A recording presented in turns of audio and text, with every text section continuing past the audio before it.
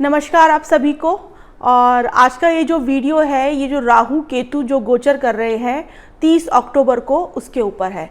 तो ये जो वीडियो है ये पार्ट 1 है। इसमें मैं पूरी तरीके से राहु के गोचर के ऊपर ही बात करूंगी, क्योंकि केतु के गोचर को अगर हम मिक्स करेंगे तो ये बहुत लेंथी भी हो जाएगा और आप लोगों को समझने में भी थोड़ा सा कन्फ्यूज़न रहेगा और पूरा देखने में भी बड़ा ही आपको एक तरीके से कुछ ना कुछ कन्फ्यूजन बना रहेगा। तो गोचर जो है ना वो बहुत इंपॉर्टेंट रोल प्ले करते हैं प्रिडिक्शंस के अंदर। कोई भी एस्ट्रोलॉजर गोचर को बहुत ज़्यादा इंपॉर्टेंस देता है, क्योंकि जैसे ही गोचर के जो टाइमिंग्स पास आते हैं तो लोगों की लाइफ में बड़े बड़े या मेजर चेंजेस लाइफ में 100% होते हैं। स्पेशली सैटर्न का गोचर, राहु केतु का गोचर और गुरु का गोचर, क्योंकि ये एक बड़े टाइम के लिए होते हैं। वापस इनका जो गोचर वापस उस राशि के अंदर कई सालों बाद में होता है। जैसे कि राहु और जो केतु जो भी गोचर कर रहे हैं कन्या राशि में और पाइसिस राशि में, अब ये वापस से गोचर 18 साल बाद करेंगे या 18 साल पहले किया था। तो इनके सिग्निफिकेंस हमारी लाइफ में बहुत मेजर होते हैं, बहुत प्रोमिनेंट होते हैं।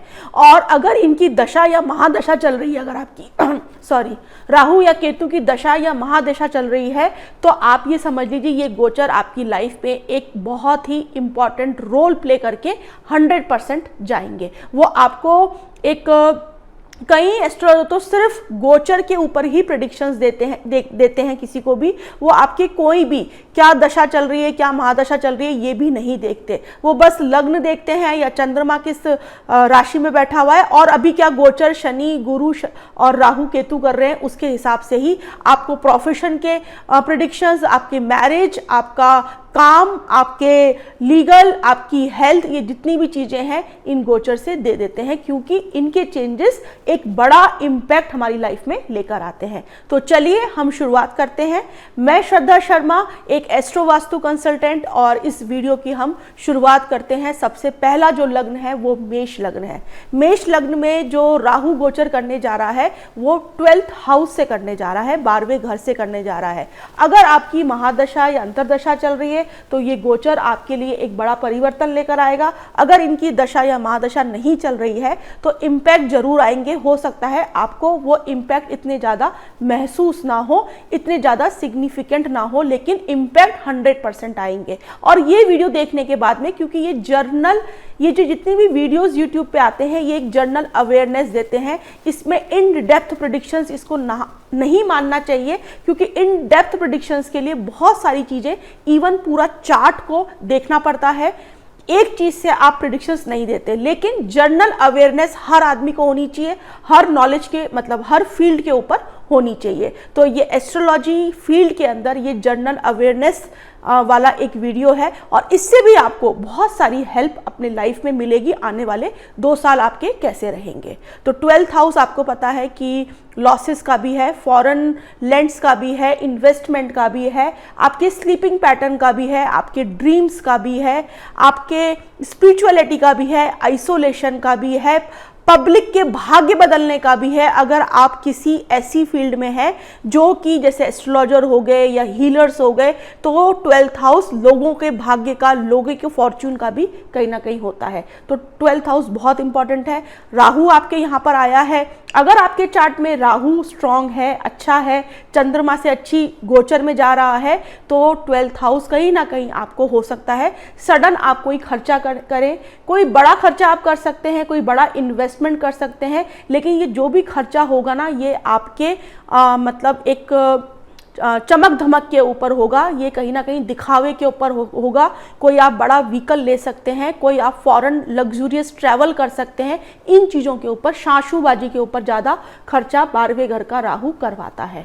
हो सकता है आपकी स्लीप पैटर्न में एक सडन चेंजेस आए। आपका स्लीप पैटर्न पूरी तरीके से मतलब या तो बहुत अच्छा हो सकता है या बहुत ज़्यादा डिस्ट्रॉय भी हो सकता है।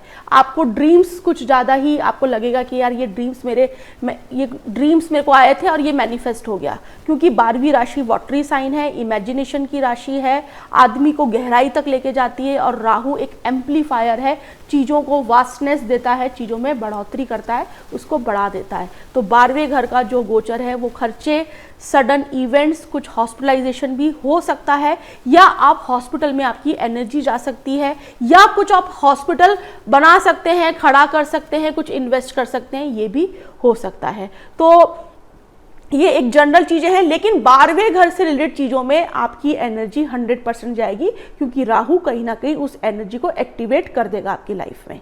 अब हम बात करते हैं टॉरस, वृष लगन वालों की। तो उनका जो राहु है वो गोचर करेगा अब 11वें भाव से, 12वें भाव से वो हटेगा, उनके लिए गुड न्यूज़ है। 11वें भाव में, 11वां भाव में जितने भी मैलेफिक प्लैनेट्स होते हैं वो बहुत अच्छा अपना रिजल्ट देते हैं। तो 11th हाउस में हो सकता है कहीं ना कहीं आपका नेटवर्क सर्किल बहुत बड़ा हो जाए, आप कहीं ना कहीं आपकी डिज़ायर हो जाए कि आप लाइमलाइट में रहें, आपका सोशल सर्कल भी बढ़े, लोग आपको बहुत जाने पहचाने, आपका नाम लिया जाए, ये आपको डिज़ायर्स बहुत बढ़ सकती है। आपको सडन कहीं ना कहीं से गेन्स हो सकते हैं, आपका एरिया ऑफ प्रॉफिट या आपका मल्टीपल रिसोर्सेज, मतलब पैसों के कहीं ना कहीं से बन सकते हैं। अगर आपके कोई बड़े सिबलिंग्स हैं, आपके फ्रेंड्स हैं, तो उनको कोई ना कोई मेंटल डिस्टर्बेंस यहाँ पे हो सकती है, उनके साथ में सडन कुछ ना कुछ मिसअंडरस्टैंडिंग्स भी यहाँ पे क्रिएट आपके साथ में हो सकती है। ऑल्दो ये मटेरियल लेवल के लिए ये जो गोचर 11वें घर से है, गेन्स एंड प्रॉफिट्स के लिए और एक बड़े नेटवर्क सर्किल के लिए या बड़े लोगों में उठ बैठ के लिए ये गोचर आपके लिए बहुत अच्छा रहेगा। लेकिन बड़े भाई बहन उनको कुछ हेल्थ के इश्यूज हो सकते हैं, या फिर आपके जो फ्रेंड्स हैं उनको कुछ हेल्थ के इश्यूज यहाँ पर आ सकते हैं। अब हम बात करते हैं मिथुन लग्न वालों के लिए। मिथुन लग्न वालों के लिए जो राहु का ये गोचर है ये उनके 10th हाउस से हो रहा है। पाइसिस राशि उनके 10th हाउस में फॉल होती है, और पाइसिस राशि जो है ना वो बदलाव की भी राशि है, क्योंकि वाटरी साइन है, वाटर बहुत जल्दी चीज़ों को बदल देता है। ठीक है, तो राहु यहाँ पे आ रहा है, तो हो सकता है आपके काम करने का तरीका पूरी तरीके से बदल जाए, कुछ ना कुछ फॉरेन एलिमेंट आप अपने काम में ऐड कर दें, कुछ ना कुछ आप पुरानी जो भी चीज़ें करते हुए आ रहे थे 17-18 साल से अपनी वर्क फील्ड में, उसमें आप कुछ चेंजेस करें, या तो आप करेंगे या नेचर कुछ ना कुछ ऐसी चीज़ें करवा देंगी कि ऑटोमेटिकली आपके एटमॉस्फेयर में, आपकी वर्क प्लेस में, आपकी चीज़ों में चेंजेस हो जाएंगे। जो भी कलीग्स आपके साथ में काम कर रहे हैं, जो भी आपका ऑफिस में जहाँ पर भी आप बैठ रहे हैं, हो सकता है वो जगह आपकी चेंज हो जाए, आपको कुछ नया जगह पे अलॉट हो जाए, आपका कोई नया ऑफिस बन जाए। और अगर आप जिन लोगों के साथ में काम कर रहे थे, जो भी क्लाइंट्स थे आपके साथ में, वो कहीं ना कहीं नए ऐड ऑन हो जाए, पुराने कहीं ना कहीं हट जाए, ये भी हो सकता है। तो पूरी तरीके से दशम का जो राहु होगा ये आपको अच्छे रिजल्ट्स ही देगा, अगर आपकी दशा महादशा अच्छी चल रही है और चंद्रमा से इसका जो गोचर है ये पॉजिटिव हो रहा है। अगर ये चंद्रमा से 8वां 12वां हो रहा है तो कुछ ना कुछ यहाँ पे प्रॉब्लम आपके प्रोफेशन से रिलेटेड आ सकती है, डिलेज हो सकते हैं, आपके काम अटक भी सकते हैं।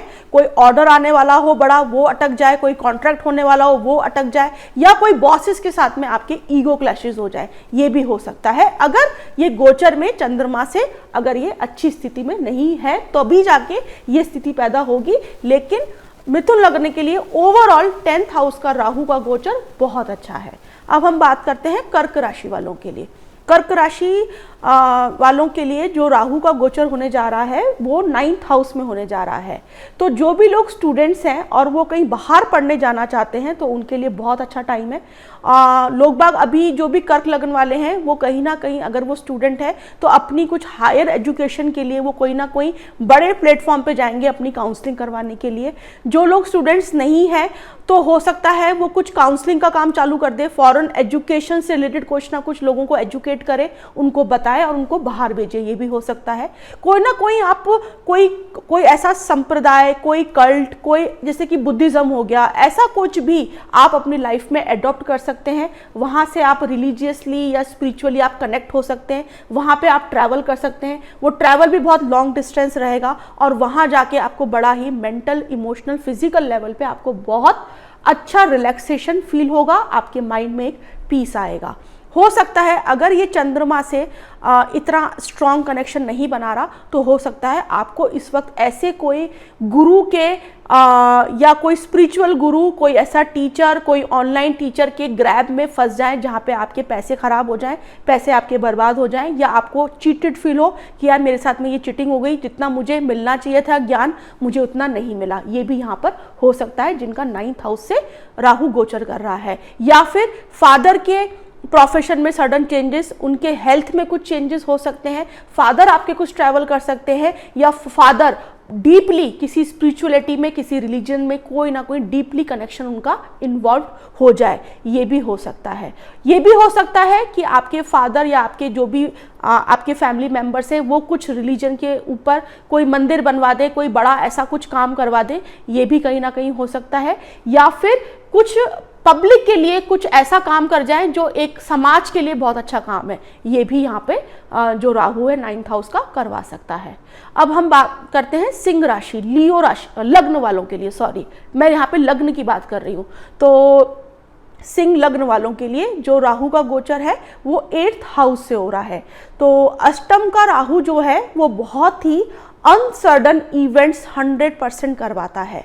तो जो भी चीज़ें होंगी वो बहुत अनसर्डन होंगी, और हो सकता है वो इवेंट्स बहुत पेनफुल हो, या हो सकता है वो इवेंट्स आपको रातों रात कुछ तरक्की दे दे, कुछ नेम फेम दे दे, कुछ आपकी लॉटरी खुलवा दे, ये भी हो सकता है। कोई ऐसा पुराना डिस्प्यूटेड फैमिली का पैसा आपके पास में आ जाए, ये भी हो सकता है। या आपकी कोई ऐसी प्रॉपर्टी वाद विवाद में फंस जाए जिसमें फैमिली का डिस्प्यूट बहुत ज़्यादा बड़ा हो जाए, ये भी हो सकता है।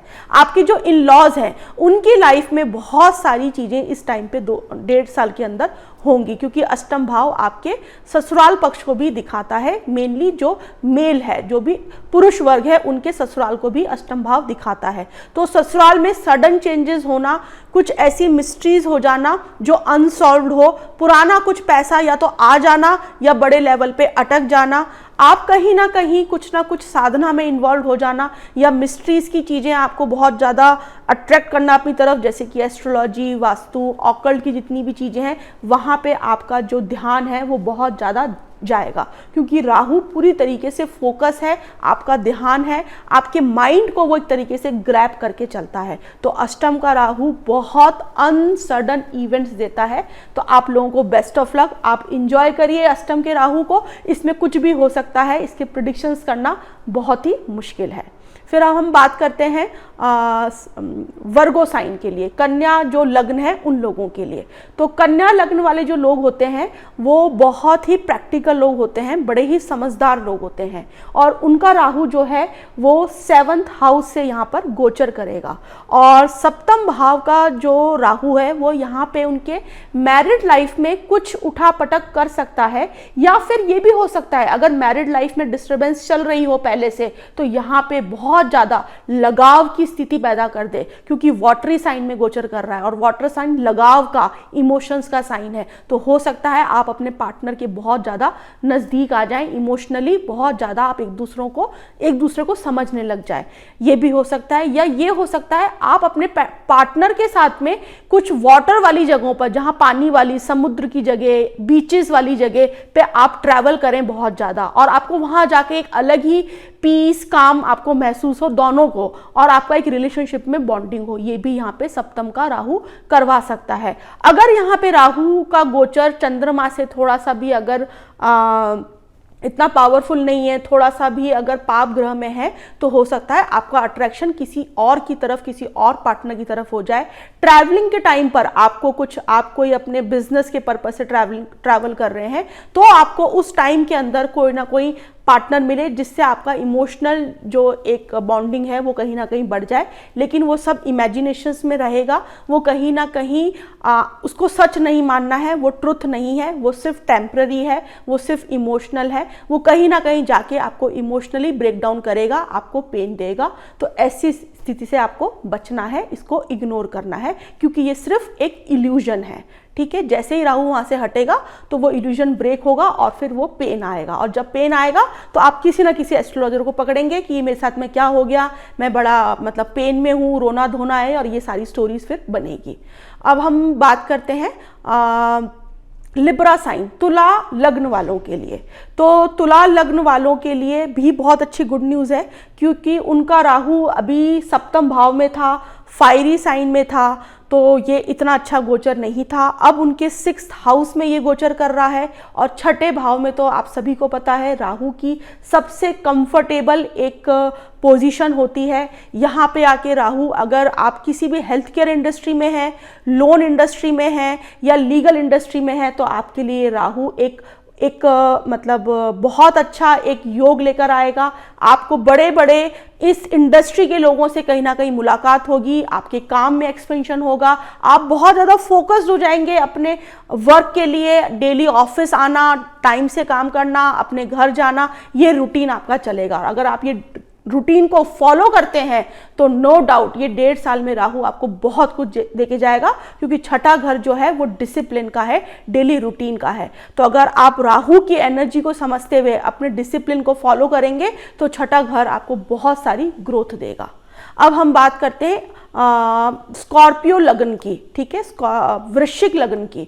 तो वृश्चिक लग्न वालों के लिए जो राहु है वो 5th हाउस से गोचर कर रहा है, पंचम भाव से, ठीक है। तो यहाँ पर हो सकता है कि कुछ ना कुछ डिज़ायर बच्चों को लेकर, जिनके बच्चे नहीं हैं, वो डिज़ायर कहीं ना कहीं बहुत ज़्यादा आ जाए, या सोसाइटी का प्रेशर उन पर आ जाए कि भाई तुम इतने साल से तुमने बच्चे नहीं किए, अब तुम बच्चे करो, बच्चे करो, बच्चे करो। तो ये प्रेशर कहीं ना कहीं सोसाइटी से डेवलप होगा, और आपके दिमाग में बच्चों वाले थॉट्स, बच्चों की फीलिंग्स बहुत ज़्यादा बढ़ जाएगी। आपकी इमेजिनेशंस, आपकी स्किल्स, आपके जो भी क्रिएटिविटी है वो बहुत पीक पे रहेगी इस टाइम पर। अगर कोई भी आर्टिस्ट है, कोई ऐसी चीज़ों में है जो क्रिएटिविटी की फील्ड है, यहाँ पे उनका राहु उनको कुछ ना कुछ ऐसी चीज़ देके जाएगा जो पिछले कई सालों से ना तो उन्होंने सोची ना उन्होंने करी। ऐसी कोई ना कोई थॉट आपके दिमाग में जरूर आएगा जो बिल्कुल हटके होगा, जिसके बारे में आपने पहले कभी नहीं सोचा। तो पंचम का जो राहु है वो आपको एक गिफ्ट यहाँ पर देके जाएगा।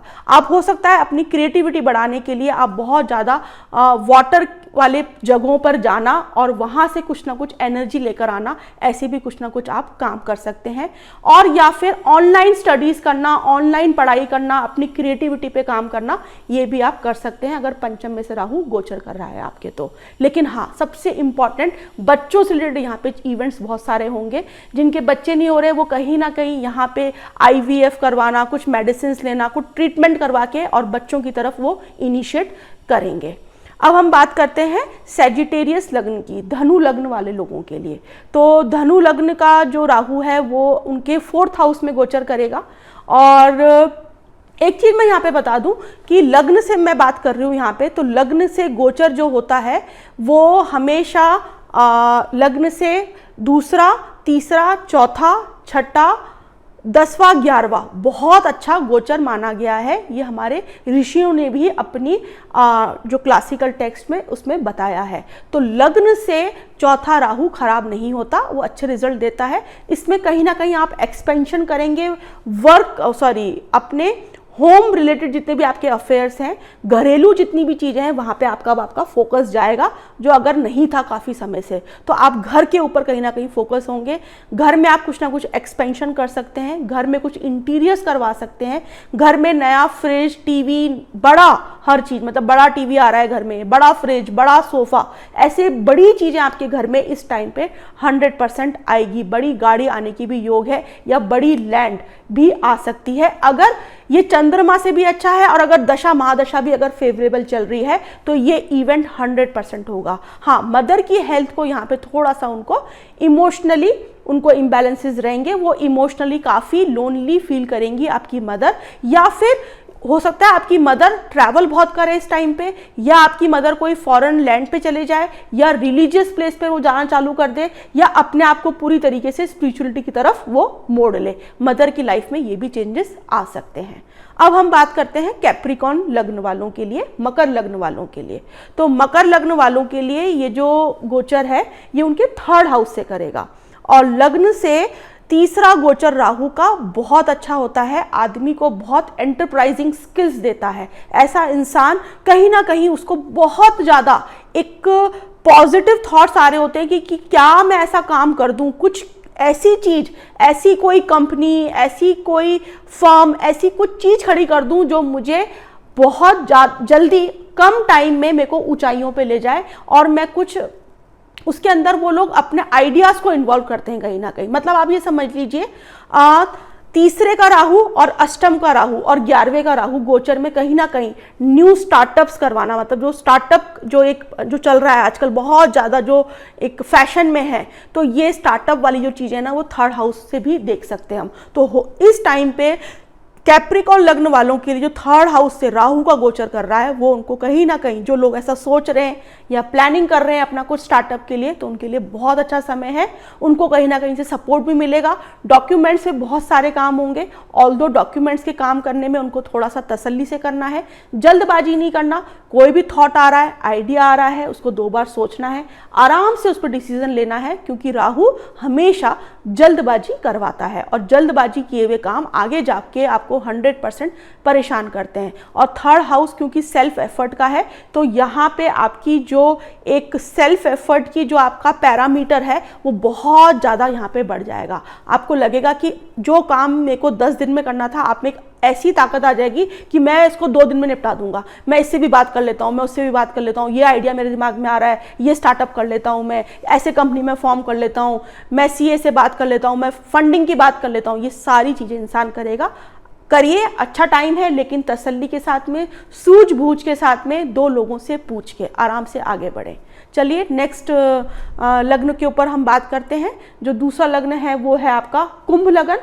तो एक्वेरियस लग्न, और एक्वेरियस लग्न वालों के लिए जो राहु है वो उनके 2nd हाउस से गोचर करेगा। 2nd हाउस का गोचर जो है वो कहीं ना कहीं वेल्थ के लिए तो अच्छा है, सडन वेल्थ आने के ये योग बनते हैं, लेकिन जिस स्पीड से वेल्थ आती है उस स्पीड से वो वेल्थ जाती भी है, क्योंकि राहु क्या करवाता है, बहुत जल्दबाजी करवाता है। तो ऐसे लोगों को लगता है अरे इतना पैसा आ रहा है, ये तो ऐसे ही आता रहेगा, तो वो लोग बहुत गलत डिसीजन ले लेते हैं। वो कहीं ना कहीं अपने पैसों को ऐसी जगहों पे इन्वेस्ट कर देते हैं जो आगे जाके उनके फंस जाते हैं, अटक जाते हैं, या कहीं ना कहीं वो जो पैसा है वो उनको कुछ रिटर्न नहीं मिल पाता उन चीज़ों का।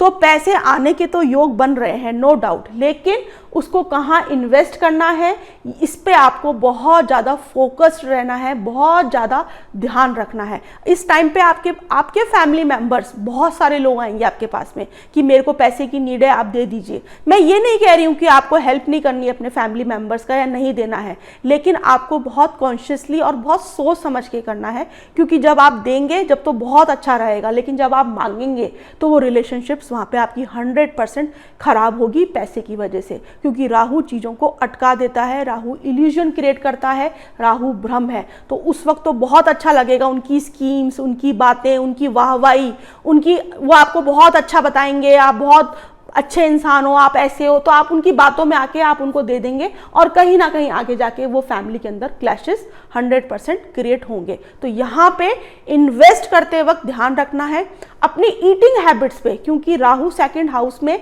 बहुत ही वियर्ड ईटिंग हैबिट्स देता है। आपको बहुत ज़्यादा भूख लगेगी, आपको अपनी भूख के ऊपर कंट्रोल रखना है। आपको खाना खाने के बाद में भी ऐसा लगेगा कि आप कहीं ना कहीं भूखे हो, आपकी भूख की क्रेविंग बढ़ती जाएगी। तो क्योंकि अगर आप बहुत ज़्यादा अनसडन तरीके से खाते जाएंगे तो कहीं ना कहीं स्टमक को प्रॉब्लम होगी, उससे आपको हेल्थ इश्यूज भी हो सकते हैं।